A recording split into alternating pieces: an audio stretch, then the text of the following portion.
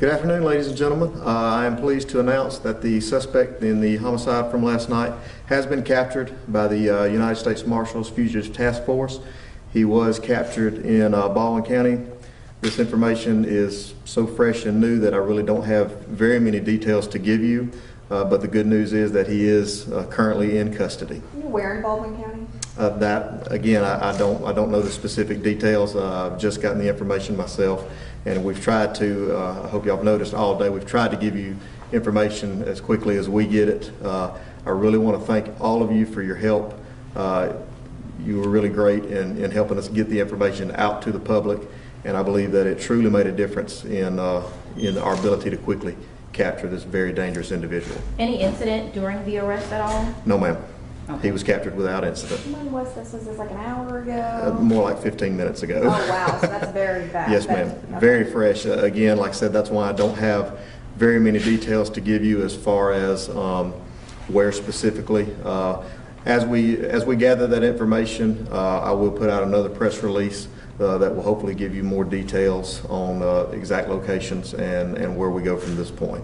Was this a robbery or an argument? What caused this? We still have not ascertained the true motive behind the incident. As I've said earlier, we have spent all of our resources on finding the individual, and now that we have captured him, we will divert our investigative resources into figuring out why this happened.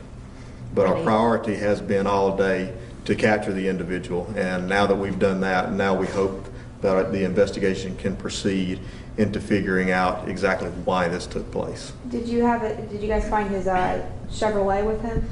I do not know that information. Again, as we get the information compiled and verified, I will put out a new press release that will give you the more up-to-date information.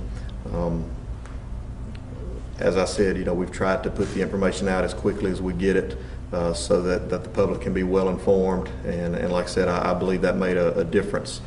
Getting that information out to the public, I believe that made a difference in how quickly we were able to apprehend this individual. Were you guys able to get him from a tip? Yes, ma'am. Okay. Do you know when the last homicide before this was in Satsuma? No, ma'am, I don't. It has been a very, very long time.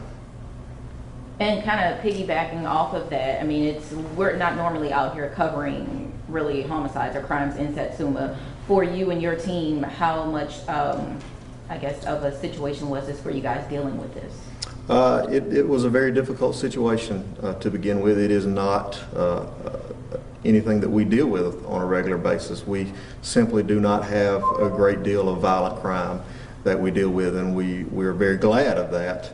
But I am thankful that I do have a group of wonderful core professionals who, even though they don't have a great deal of experience with this on a day-to-day basis, were able to step up to the plate and get the investigation done and get our suspect in custody.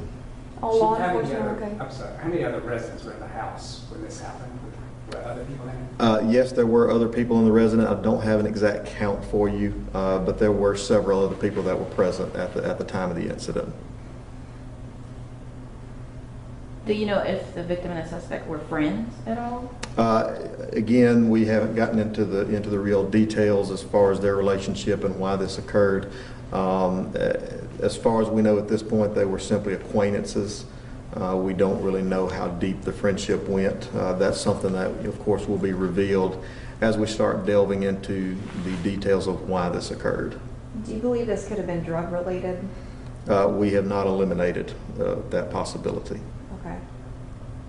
And you guys have been working on this all night. How, I guess, satisfying is it to have someone who's allegedly armed and dangerous off of the street? Well, we're certainly glad to get a dangerous individual off the streets. It is disappointing that we had this event to occur in our city. Again, that's not something that we're accustomed to. We definitely try to be proactive and avoid these issues before they start. But I am very satisfied in the performance of my team.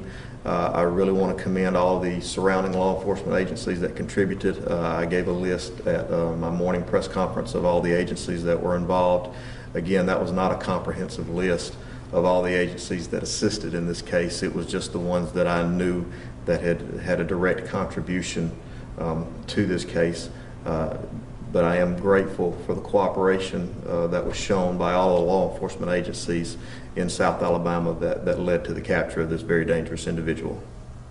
I know this just happened. I don't know if you can speak to this, but is he being cooperative with police at all? I couldn't tell you that at this time. Again, we're very fresh into the capture of the individual. But again, as we get more information, I will put out an additional press release that hopefully will clarify some of the questions that you have.